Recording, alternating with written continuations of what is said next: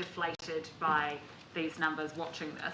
Do you, I mean, should they be prepared for longer lockdowns, or is this just a one-off? Look, I think what we've said right from the beginning of this outbreak, and as with every other outbreak we've dealt with, it's not so much the number of cases, but the nature and characteristics of the cases that we're seeing that inform alert level decisions.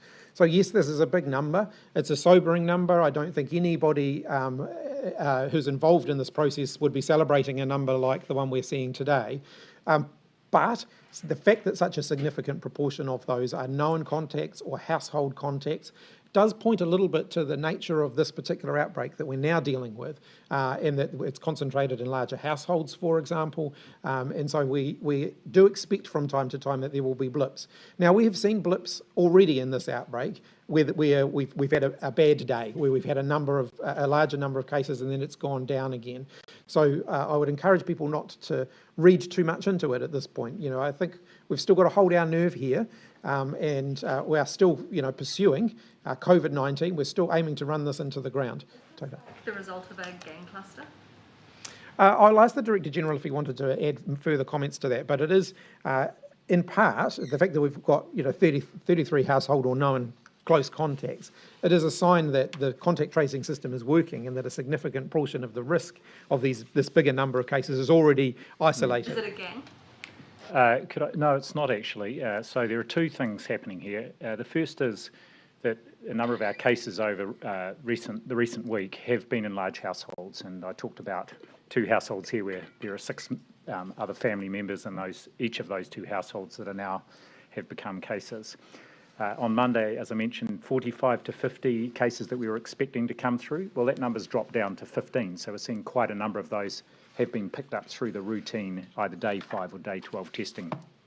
But second is, quite a proportion of our cases at the moment are among groups of people who are in transitional or emergency housing. And the teams are working very hard with a range of agencies to support those people, and those are people who, by the very nature of the housing arrangements they are in, are moving around for a range of reasons and may have been through alert level 4 and 3. And one of the things the team in Auckland is doing is it's identified all the what they might term higher risk sort of transitional emergency housing or hostel settings, particularly in South Auckland, and over the next few days they're going to be going out and testing all the people in those settings. I'm not asking that to stigmatise anybody, it's because we have heard it from the source that there is a large group of people who are COVID cases who were part of gangs, so I just wonder how much of a problem gangs, given the access to perhaps a gang pad would be more difficult, how much of a problem gangs are posing to this outbreak. We did have a group of households about 2 or 3 weeks ago where there were members of those households had gang affiliation, and we've had a lot of engagement, including with the leadership of those gangs, and that's seen very good take-up of testing and we know that because there were specific surveillance codes given to people who may have had contact with those households. And those are not the households that we are seeing these residual cases coming through from. Saying that what we're doing in Auckland, quote, isn't working and that we, quote, could be losing control of this outbreak. What do you think, Minister? No, I don't agree with that at all. We are dealing with, larger groups of people, so larger families, and that does mean that we do see some larger case numbers on some days. But our contact tracing system is still working effectively to ring fence the risk. And I just reiterate to people, we need to hold our nerve here, and we will see days where we see higher numbers of cases. This is as you said, this is a fairly sobering number. What was your reaction when you first saw it? Look, every day when the case number comes through, it typically comes through, the overnight case number comes through to me sort of mid-morningish. I look for that, and single-digit days are always, slightly brighter days than ones when you're dealing with a bigger double-digit number. But having said that, it's the next bit of information that's the most important, which is what's the nature of those cases. That's a fairly diplomatic answer. You must have been concerned when you saw such a monumental jump. Look, any increase in COVID cases is of concern. I mean, I don't celebrate anybody getting COVID-19, but ultimately it is the nature of the cases that is probably more important at this point than the number of cases. Joe. Just going back to the reference you made, Dr. Bloomfield, to the transitional and social housing, do you have any indication of what vaccination rates are like in those communities? No, I don't have that information. We've talked at some of these stand-ups around, particularly if it's have gone in around homeless people. Now that's a different group again from people in this accommodation. What I will say is that as part of the testing that is going to go out from the Auckland team, they're going to be following that up with vaccination as well with those people in these arrangements across Auckland. So there are around 40 that they've determined are medium to high risk. They're going in with testing first and then following up with vaccination. Derek and Henry. Housing, I was just wanting to ask about the comment this morning from the Pacific Director of the Ministry of Health saying that the outbreak appears to have seated itself in gang environments and among the homeless. And we've had commentary about those groups being harder to reach by traditional contact tracing methods. Are they eluding the contact? Are they how big is that blind spot, and what are we? Are they resistant to the door knocking? I know the stats that were given yesterday were only 9 of the 100 households that were knocking on Clover Park actually agreed to be tested. So I think they're different from the households in Clover Park. I think that's a different thing there, and we have had a number of households that have been in Clover Park. So saying we've seen very high rates of testing. Clover Park's leading the suburbs in Auckland in terms of testing rate. Most definitely it requires a different approach to engaging with and following up with and supporting people who are in transitional and emergency accommodation. And you can imagine there is a range of reasons why they are there. So they require a range of health and social supports. And I'm really proud of the work the teams are doing in Auckland to actually pivot the response away from the traditional contact tracing approach to working very closely with the Māori and Pacific health providers to reach into these communities. And the fact is here, all these cases were found because people agreed to be tested, and they are getting information around the contacts then. But of course, because they can be a bit itinerant, then that does make it more of a challenge. Henry. So would we estimate 40-odd cases to come a day? Is that from the sort of rough sleeper gang environments, or are they from different subclusters? So on Monday I referred to around 45 to 50. That was if you looked at all the people who were very close or household contacts who were isolating, and you looked at the conversion rate that we've had over this outbreak. It was an estimate of how many cases we would expect. It was 45 to 50 on Monday. It's now down to around 15 because a number of our cases today are ones that were picked up through the day 5 and day 12 testing of people who were already isolating. Henry. Minister, if if Auckland was still in level 4, would you see this many cases today?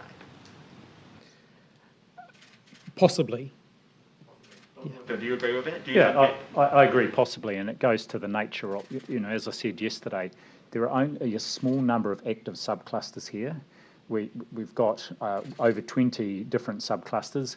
Most of those are finished, we're calling them dormant because they're not yet closed, or are well controlled. There's just a small number of active subclusters. Those were there even when we gave the advice to go down to alert level 3, and the control measures that are in place are identical to what we would have. You are seeing infections within workplaces, right? And there are a lot more people at work. There's 400,000 people at work in Auckland now because of level 3. Does it follow that surely some of those infections must be in workplaces that would, under level 4, not be active? Well, yes, there are more workplaces open now, and hence why we have added in the surveillance testing of people who are now going out into those permitted workplaces exactly for this purpose. It's part of our control measures. Clear, and then we'll head your way. A police inspector has been investigated for crossing the Auckland boundary to drive people to a tangi. Do you have any further details on that or any views on that? No, I don't. It is ultimately a matter for the police, but I certainly expect the police to be following the same rules as everybody else. They are there to enforce the rules, but they also have to follow the rules too. Why is it a matter for the police if he's breaching Dr. Bloomfield's orders? Because ultimately a question around whether the police themselves are following the rules is a matter for the police, and if they're not, then that is also a matter for the police. Just on transitional housing, Dr. Bloomfield, yesterday you mentioned that the COVID cases among people living in emergency housing or transitional housing was kind of centred around one boarding house? Has it moved beyond and kind of spread to other boarding houses, or is it still focused on that one? Just to reiterate the comment yesterday, or just to clarify the comment yesterday, it's more than one sort of transitional accommodations setting, but there are links between them. And also to households that are not transitional accommodation places. Anna. Dr. Bloomfield. Oh, Mr. Hopkins, Yeah.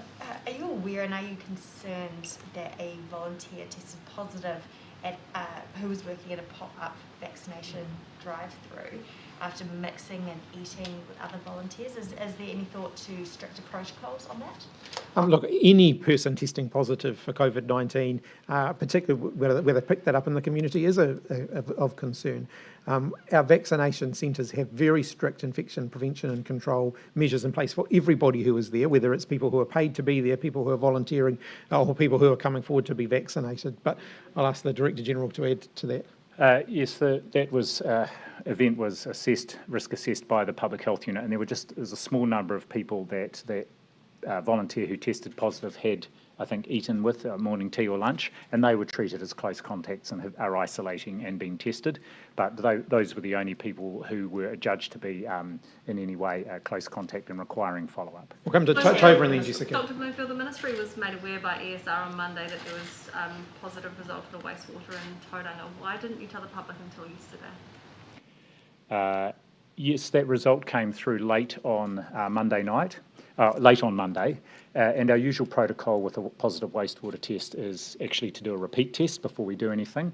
We discussed it on Monday morning, including with the local Public Health Unit, and made the decision and got in place that morning the testing, and then announced it yesterday, which was just after we'd made the decision to do that. So the National Party today released its comprehensive opening up policy, including opening up the borders when we reach 80 to 85% vaccination rates, ending lockdowns at 70 to 75% vaccination rates. They've challenged Labor to adopt the plan. Will you adopt National's plan? Look, I haven't had a chance to read it in great detail, and so I will reserve judgment on some of the aspects of that plan until I have had a chance to look at them. It's clear that the National Party want to throw open the borders, have hundreds of thousands of people coming in. Therefore, one can conclude that the biggest promise they're making at the moment is that they're willing for Kiwis to get COVID for Christmas. The reality here is that they haven't provided any modelling for the number of COVID-19 cases that they would be willing to tolerate, or what they would do in certain scenarios, because it would almost certainly result in significant numbers of cases in the community. They've given no indication of what they would do around managing that. Minister, have you had any information to suggest that there are people that are people COVID positive that are refusing to go into MIQ? No. One of the things that Judith Sorry, Jessica, I did say I'll come back to you. How fair is it to exclude sports people from that trial in MIQ? Because surely they'd be great candidates for it. I think what we will see in the new year, and we've talked about this before, is that some of the things that we might not have been willing to do previously, we would be willing to do in the future, and that might include more of those bespoke MIQ arrangements, so sports teams isolating in different environments to our typical MIQ environments. That's not going to happen this side of Christmas, I don't think, but early in the new year, I think those sorts of possibilities will become more feasible than they have been. As you've made exceptions for teams visiting overseas, wouldn't sports people just be an obvious choice? They're going to fly to Fern overseas. Shouldn't we be helping them to do that? They're typically coming in larger numbers, and we are talking about 150 people for the pilot at this stage. But, look, we continue to talk to sports teams about what more we can do to support sports teams being able to come into the country. I think Kiwis enjoy being able to see sports at home, and they also take a great degree of pride in Kiwi sports people being able to compete internationally. Amelia. Just further to that, individual athletes are struggling to get spots in MIQ. Why are sports teams being prioritised over individual athletes? In some cases, it is quite difficult for sports teams to secure MIQ vouchers in a way that's compatible with team-like activity. And so, yes, we do have to, and there's a very high threshold that we're talking about here, have some ability to be able to facilitate that where it is justified. We're not talking large numbers. If you added up all of the sort of allocations that we've made for things like sports teams, for various other things, RSE and so on, if you added that all up together, it's less than a fortnight's worth of overall room allocation. So we are talking quite small numbers here.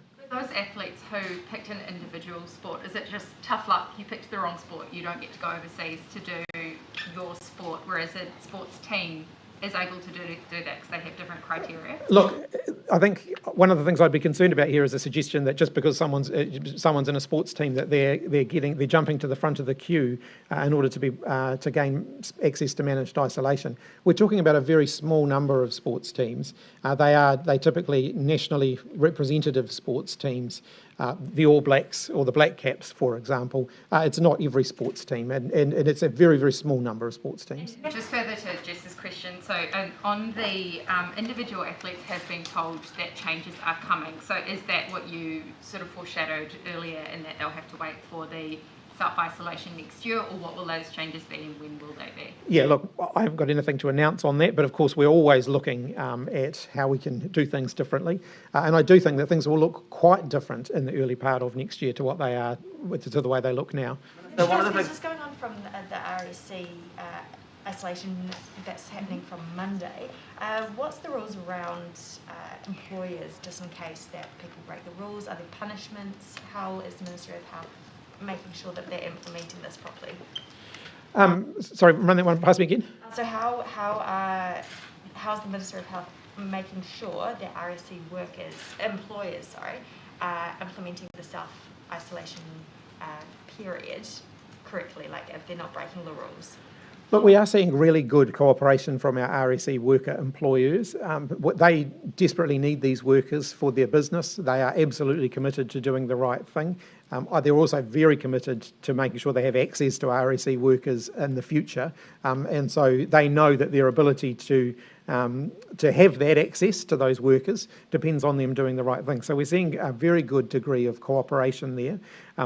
I don't know whether the Director General wants to add anything to that, but I am absolutely confident that those RSE worker employers are going to be doing the right things. Yes, so the DHBs will be supporting the testing of those workers, but the employers will be expected to, and I'm confident they'll have arrangements in place. In fact, the workers will be able to work as long as they stay within that bubble, and I'm sure that the employers will be ensuring that can happen by making sure they've got the food and other essential services they need to Joe and then Derek and then Henry. The housing crisis has been around longer than the COVID crisis has. We've seen growing emergency housing social wait lists growing for some time now. We've seen overseas where these particular housing structures have been problems for COVID. What forward planning and preparedness have you done around those communities with this outbreak, and in particular to Dr. Bloomfield's point about going in and vaccinating people after they've been tested? What proactive forward planning was done around that in the first place? So I know that Minister Woods and Williams, as the responsible ministers around housing, have been doing a lot of work with those emergency and transitional housing providers around vaccination and around ensuring that there is access to vaccination for people in that situation, and then in fact that we get a good uptake in that area. So you certainly it would be good to put that question to them, but I'll ask the Director General whether he wants to comment on the work that Health have been doing as well. Certainly the DHBs in all the major metropolitan areas where there is emergency transition housing, that has been part of their plans. In this case, of course, there's an opportunity because they're going in and testing. But remembering that people are often in this accommodation for short periods of time, and so it's picking them up through the full range of initiatives that are in the community is most important. Yeah, in terms of that preparedness work though, I mean, you could easily look to overseas and just to Australia even and see how much the spread there has been in this particular type of housing. So, I mean, I guess I'm just asking, you didn't know before how vaccinated this group of people are. Are you confident that the vaccination rates are high there, and has a lot of work been put into ensuring that, given we know that it's an area that is going to be problematic? I don't have a readout on what the vaccination rates are for the people in this accommodation. It will vary, but we can see if the DHB's got that information or is able to Is it collect it. high? Because you would want it to be high, right, particularly in this style of housing. We'd want it to be high amongst all groups, but yes, and particularly in those who are in this situation, that's absolutely right. And again, I'm confident that all the DHBs have had this as part of their plans. Derek. So a follow on from that, the Drug Foundation has also talked about the need to go in and help people who have addiction issues who are often also quite transient. You know, if that work is also being done. I'll have to come back to you on that.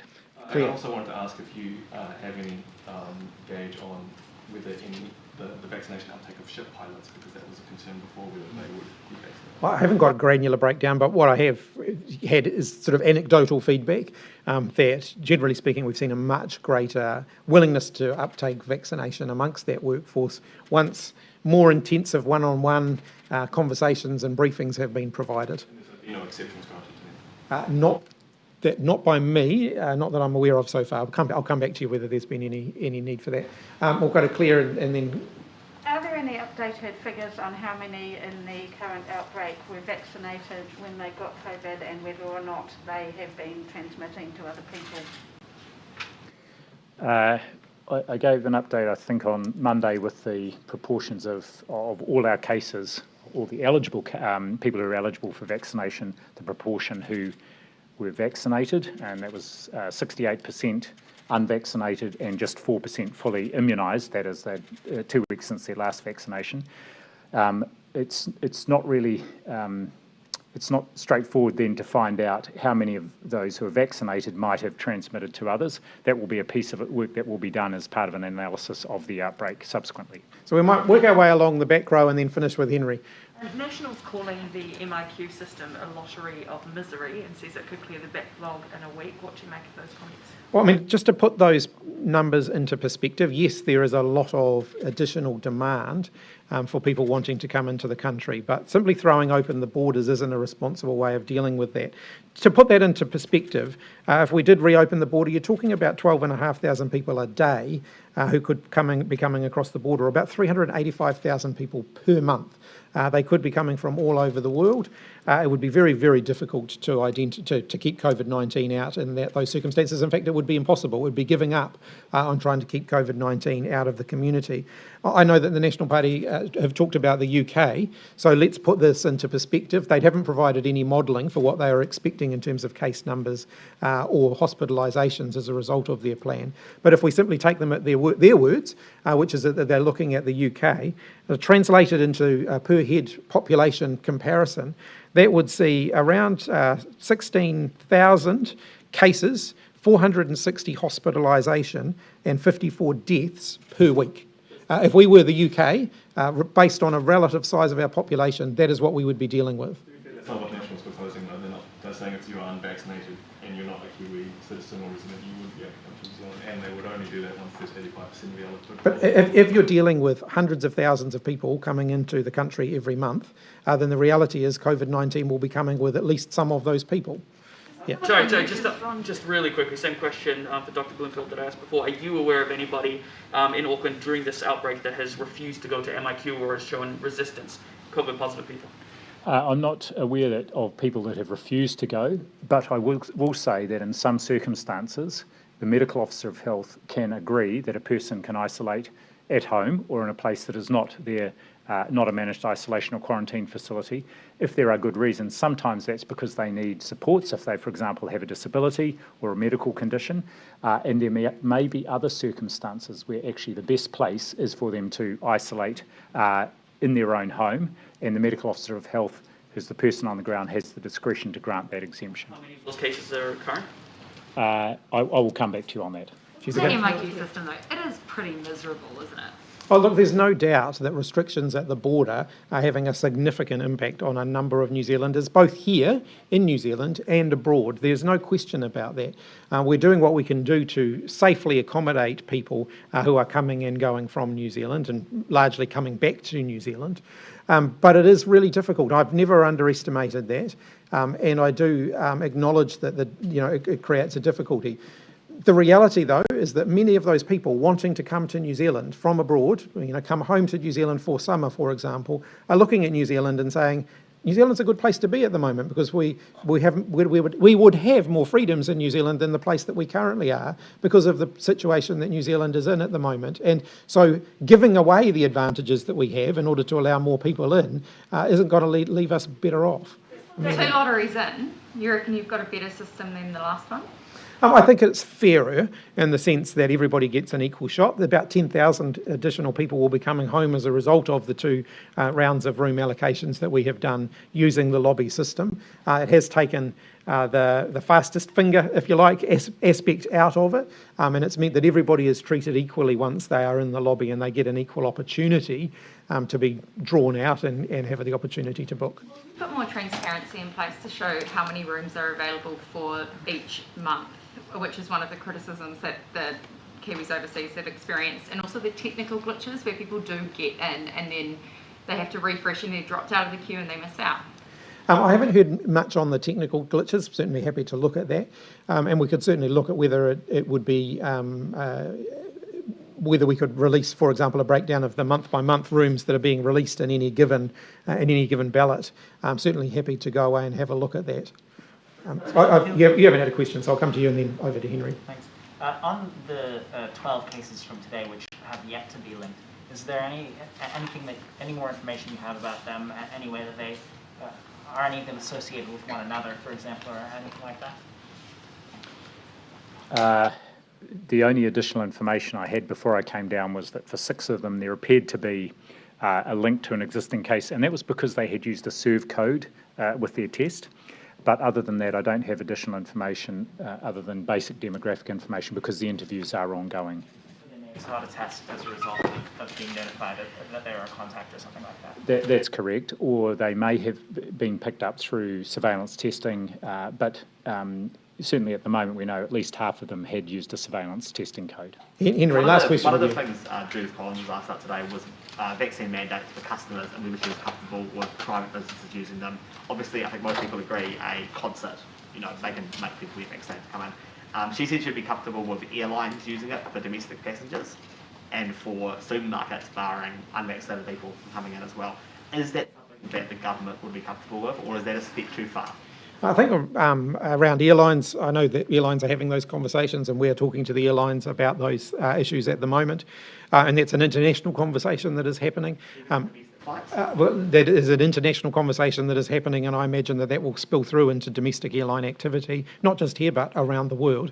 In terms of supermarkets, I think the idea that you would deny people access to food because they're not vaccinated, I think might be a step too far. You didn't get a question, so I will let you have the last question. Oh, cool, thank you. Just a question for a colleague. So when an international athlete does seek an MIQ spot, what's the process and what criteria is used to determine their application? Ultimately, if they're coming in under a specific sporting allocation, then it has to be sponsored by the national sports organisation. It has to meet a very high threshold, which is, the national significance threshold is quite a high one.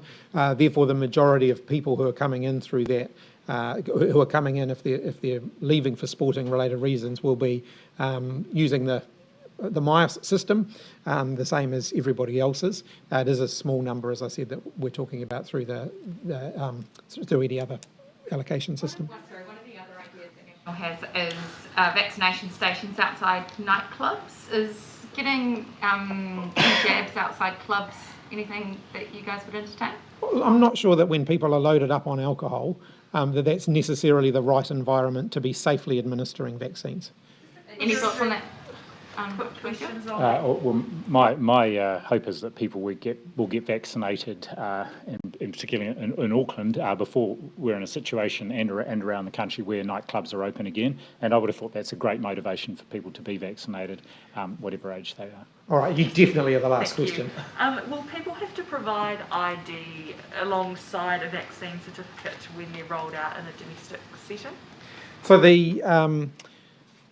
that'll ultimately be up to how the venues enforce any rules, if there were any rules. The vaccine certificate will have a person's name on it. It will have the ability to check that against the database to make sure it's an authentic vaccine certificate using QR code technology. So the person checking it would be able to scan that QR code and check the name against the name that's on the database for that QR code, if that makes sense. So therefore stopping people just taking someone else's QR code and manufacturing their own vaccine certificate. It would be wise, of course, to check that the name that someone is presenting with is actually their name, and so they may ask for some other form of identification for that purpose. Right, thanks everybody.